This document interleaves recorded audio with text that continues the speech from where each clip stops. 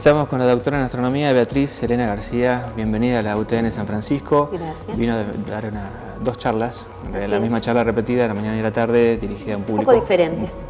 ¿Diferente? Sí, no fueron exactamente iguales la de la mañana y de la tarde. Pero el eje era más o menos el mismo, Origen ¿no? y evolución del universo. En la tarde nos centramos un poquito más en la historia de la astronomía, desde dónde arrancó esta historia de saber cómo tratar de reforzar un modelo determinado, ¿no? Cómo los antiguos ya sentaron las bases para saber cómo hacer ciencia con las observaciones, aunque las observaciones sean primitivas.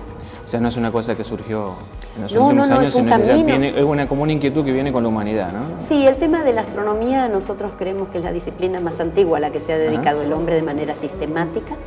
Y gracias a esa actividad, la actividad vinculada con explicar lo que llamamos el paisaje celeste, el conocimiento que se logra de esas observaciones y de ese trabajo sistemático, repetido, redundó en los cambios fundamentales de la sociedad humana, ¿no? Que tienen que ver con dejar de ser nómades para transformarse en sedentarios, el tema de poder predecir los fenómenos naturales asociados con las estaciones, la repetitividad de esos fenómenos. Inclusive hay registros antiguos en libros que hoy en día se trabajan como poemas que tienen que ver con calendarios agrícolas. Un ejemplo es el libro de Hesíodo, que se llama Los trabajos y los días.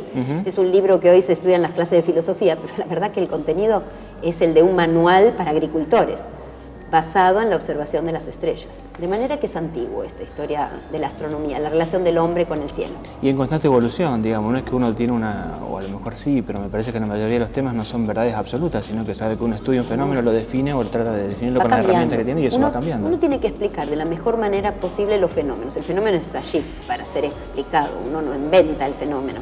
Uno lo que necesita, y más con la astronomía, que uno trabaja con un objeto de estudio que ni siquiera puede capturar, lo puede transformar de alguna manera, que es la luz, pero es una luz muy tenue, los objetos están muy lejos, es decir, estamos trabajando sobre la base de no poder tocar nada de lo que analizamos y hay que encontrar maneras para poder estudiar.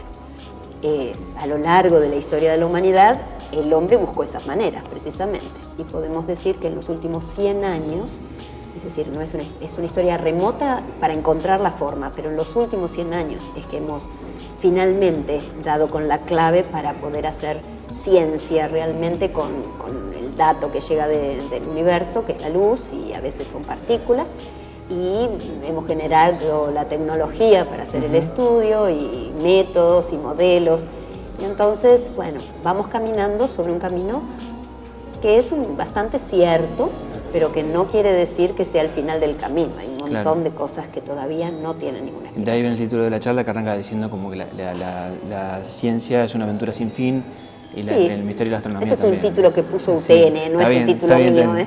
Pero sí, la ciencia es algo que ha progresado, que existe desde que el hombre es hombre y que en los últimos 100 años se ha desarrollado de una manera increíble, impresionante, de la mano de la evolución de la raza humana detrás de la producción de tecnología que me permite llegar a descifrar cómo funciona la materia.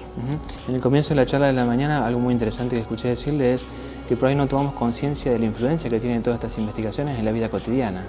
Sí, muchas de los inventos y de los recursos tecnológicos que usamos en astronomía fueron inventados para otra cosa, y muchas cosas fueron inventadas para la astronomía y la gente las utiliza cotidianamente, ¿no? Por ejemplo, cámara digital, las técnicas de procesamiento de imágenes, las comunicaciones a través de microondas, fueron inventadas para la ciencia, es decir, perseguían un fin claro que era poder analizar regiones del espectro electromagnético no visibles o registrar los datos de mejor manera, las imágenes de mejor manera. Y en el caso de la astronáutica es lo mismo, porque la NASA inventó el código de barras, los CDs, es decir, hay una cantidad enorme. Y en el mundo de la medicina es tremendo, porque muchos medicamentos que fueron creados para salvar la vida de los astronautas, que se resiente muchísimo cuando uno va al espacio y está sometido a microgravedad, como por ejemplo el tema de la pérdida de masa ósea, la osteoporosis. Hay medicamentos que hoy en día usan las mujeres con osteoporosis que fueron inventados para los astronautas, no para las pobres mujeres que tienen osteoporosis. Claro. Medicina, hay una enorme cantidad, medicina por imágenes, medicina con monitoreo satelital, eso es para los astronautas. Alimentos, conservación de los alimentos para mandarlos al espacio, textiles inteligentes. Es así como muy impresionante las cosas que se han hecho para algo que no es la vida cotidiana, pero que uno está aprovechando, obviamente. ¿Tiene un problema de comunicación entonces las ciencias duras? Creo que hay un problema sí, estoy segura que hay un problema de comunicación. De alguna manera estamos fallando en hacerle ver a la sociedad que sin el desarrollo, por ejemplo, de las técnicas de adquisición de imágenes y procesamiento de imágenes para la astrofísica, no habría medicina por imágenes. Porque la medicina por imágenes es hacer exactamente lo que nosotros encontramos podríamos hacer. Viene la luz, no vamos a ningún lugar y sabemos de qué están hechas las cosas. Cuando lo usamos en el cuerpo humano, llegamos hasta el tumor sin tener que abrir el cuerpo. Es decir, es lo mismo, es una técnica que se utiliza para estudiar el espacio, se utiliza para estudiar el cuerpo humano, o la tierra, o la atmósfera, o lo que fuere. Creo que sí, la gente no tiene claro de dónde procede lo que utiliza cotidianamente, desde el microondas hasta el teléfono celular. Todo proviene de algún desarrollo cuyo objetivo final no era hacernos más fácil la vida, pero sin embargo la está haciendo. Sí. Doctora, de acuerdo a su experiencia, de su trabajo, hoy se puede resumir en líneas generales cuáles son las líneas de investigación que se están siguiendo en el campo de la astronomía. ¿En Argentina? Sí. En Argentina se siguen todas las líneas de investigación, todas las que a usted se le ocurra, desde origen y evolución del universo a través de la gente que hace cosmología, hasta vida de las estrellas, búsqueda de exoplanetas, es decir, planetas que orbitan estrellas que no son el Sol, búsqueda de moléculas precursoras de vida, es una línea que se llama astroquímica, astrobiología, búsqueda de vida en ambientes extremos, estudios de mecánica celeste, desarrollos tecnológicos para llegar a esos conocimientos, desarrollo de partes de robots que van a ir en naves espaciales. Se trabaja en contacto con el CERN, con el Gran Colisionador de Hadrones, con la colaboración que trabaja en el proyecto que detectó las ondas gravitacionales. ¿Qué más? Hacemos tecnología satelital, trabajamos con desarrollos tecnológicos de electrónica que va montada en satélites, con lo cual tiene que cumplir unas condiciones de calidad muy altas.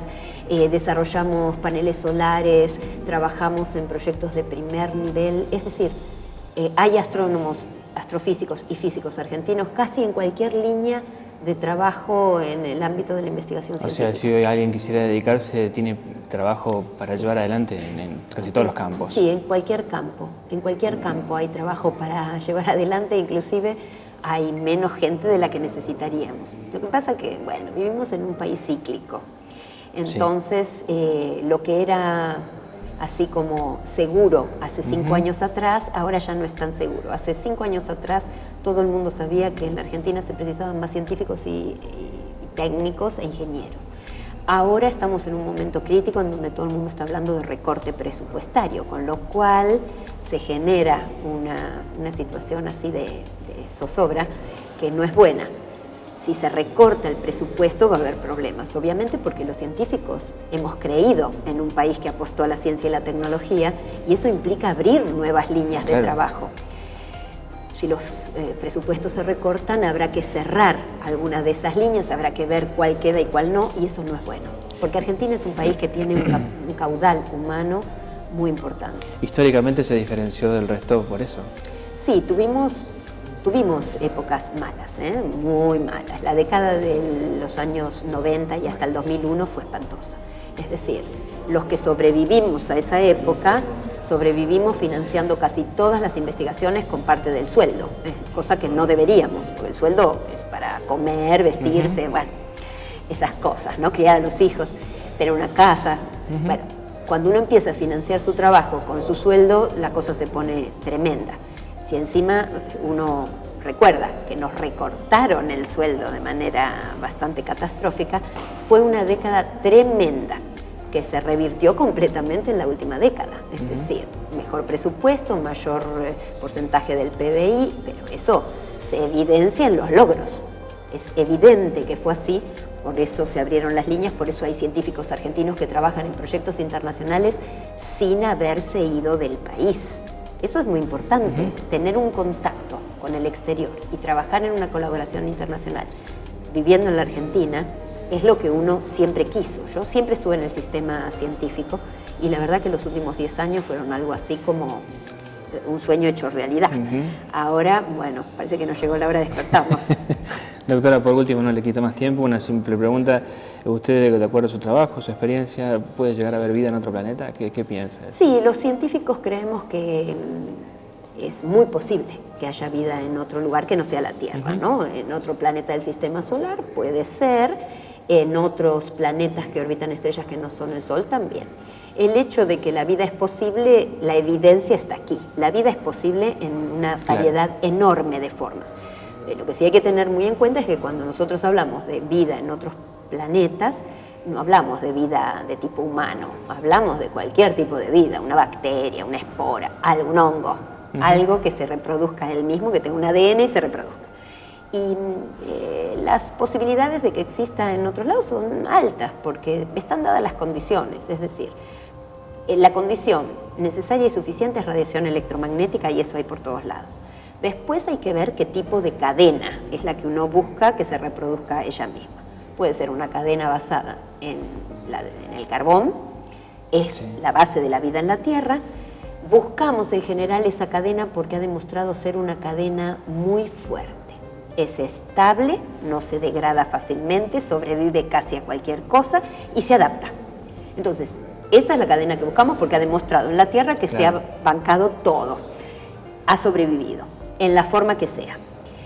Y si uno busca esa cadena, forzosamente necesita el agua, porque la cadena del carbón tiene por solvente el agua. Entonces, una cosa lleva a la otra. El agua no es una condición necesaria y suficiente. Podría haber vida en condiciones sin agua. Tendría que ser una cadena que no fuera la cadena del carbón. Por ejemplo, podría ser la del silicio. También la buscamos, es decir, buscamos cualquier alternativa posible. De hecho, hace unos años descendió una nave en la luna gigante de Saturno, que se llama Titán, en donde hay un ciclo, igual que el ciclo de agua en la Tierra. En ese mundo es un satélite gigante, es más grande que la luna. En ese mundo hay un ciclo del metano. El metano está en estado líquido, gaseoso y sólido. Hay un ciclo.